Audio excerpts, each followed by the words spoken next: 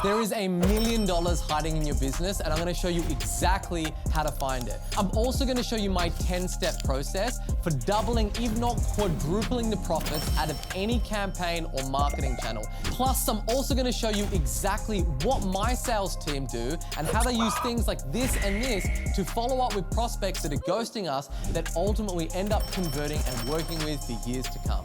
Let's start off with lead gen. You're looking at a complete funnel and you're looking at running ads. Let's just say that you get 1 million impressions on your ad. And if you have a good ad, only 1% of people are gonna click that thing. From that, you get 1,000 clicks coming through. Let's just say that you're running them to a 2-step opt-in funnel. You get a 30% opt-in rate if you're doing things right.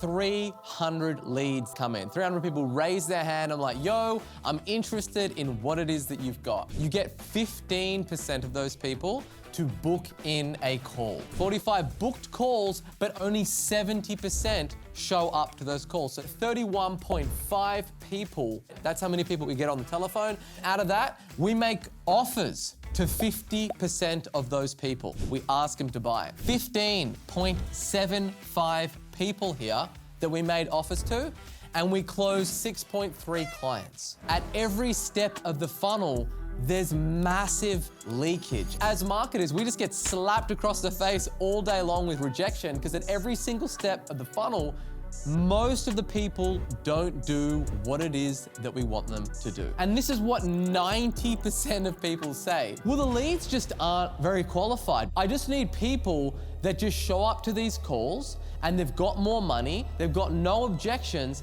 and they just buy. I just need to go change the VSL. I need to change the mechanism, the chatbot, Facebook ad tactics. No, homie, that's not what you need to do, right? But that's what people fucking obsess over, and that's what keeps them broke. Now we're gonna break down each single step of the funnel and talk about how to get full funnel optimization to get you way more throughput and way more cash. The 1% of people that you did get to click through to your ads, they are interested in some regard, otherwise they wouldn't have clicked. That gives us a ads retargeting pool, and most people give up on them. I know that most people do retargeting, but they do it really shit. And they just try to smack them over the head with more of the same stuff that didn't get them to opt in. Like, think about how ridiculous that is. It's like if you made an offer to somebody and they didn't buy, and then you just call those people and you say the exact same thing and try to get them to buy. They'll be like, man, are you tone deaf? Like, that stuff didn't work. I'm not interested. Well, why did all of those people not opt in, but they clicked on my ads? And that's when you want to approach these people and think about, like, I wonder why they didn't opt in. You want to run ads that specifically address that and say, hey, like, this isn't like a stodgy, normal, crappy lead magnet. This has got some hardcore stuff in it. Even address them that you saw that they clicked on your ad, they didn't opt in. Just address that in the retargeting. Let's look at one step further down the funnel. Let's look at the people that did indeed opt in, but didn't book a phone call. We want to follow up with those people with email. Most people, they're not even running 2-step funnels.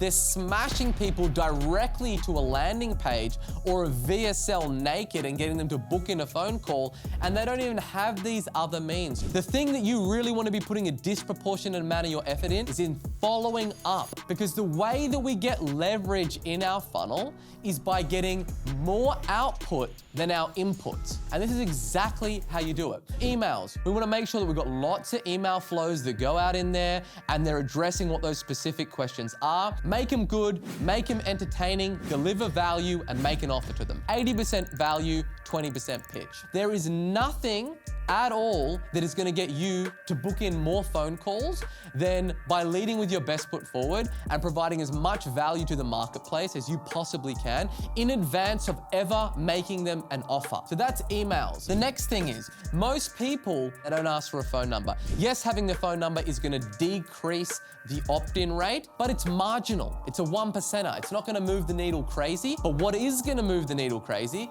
is being able to SMS these people. We've got phone calls and SMSs that we're going to be doing. The reason why SMS is so great, in a world where the gold standard for an email open rate is like a 20%, 30%, 40%, SMS 80%, 90%. Everyone's got their phone on them, they get the text message, they read it. When it comes to outbound calling on an opt-in, people call them once or twice and be like, yo man, like I called 10 people. I didn't speak to anyone, I hit a voicemail. You just didn't do enough reps, man. If you do 100 dials, you'll get to speak to 30 people. Out of those 30 people, the vast majority of them won't be interested.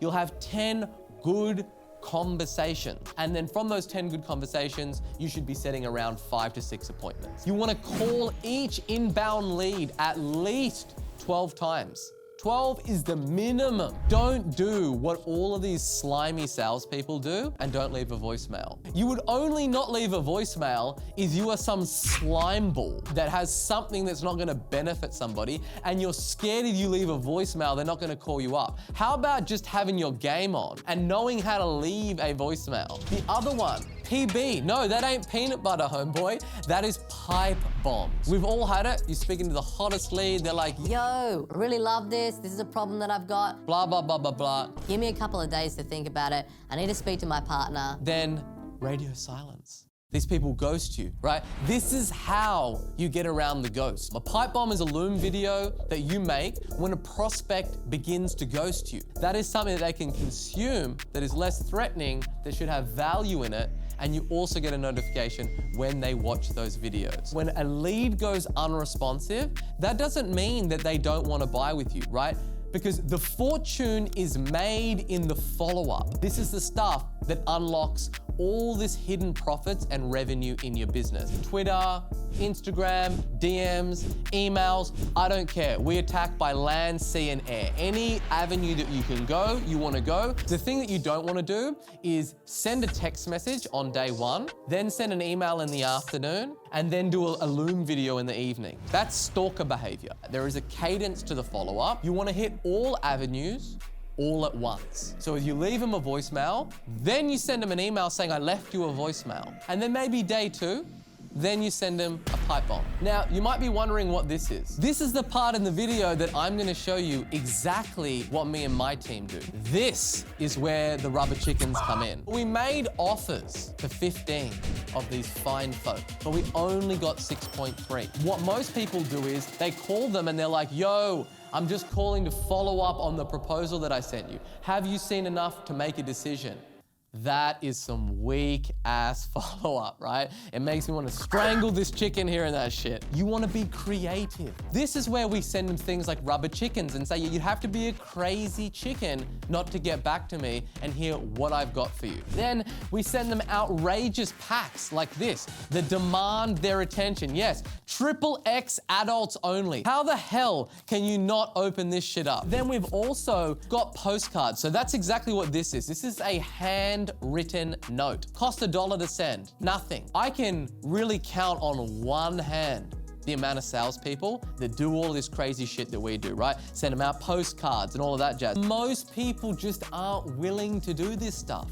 Because guess why? It takes effort. But if you want to do multiple millions of dollars per year, per month, per week, per day, this is the shit that you need to do. Instead of looking at the sexy stuff and all the top of funnel metrics, look at every single stage and look at how can you maximize that. This is the $1 million that is hiding in your business. I hope you like this video and I'll see you in the next one.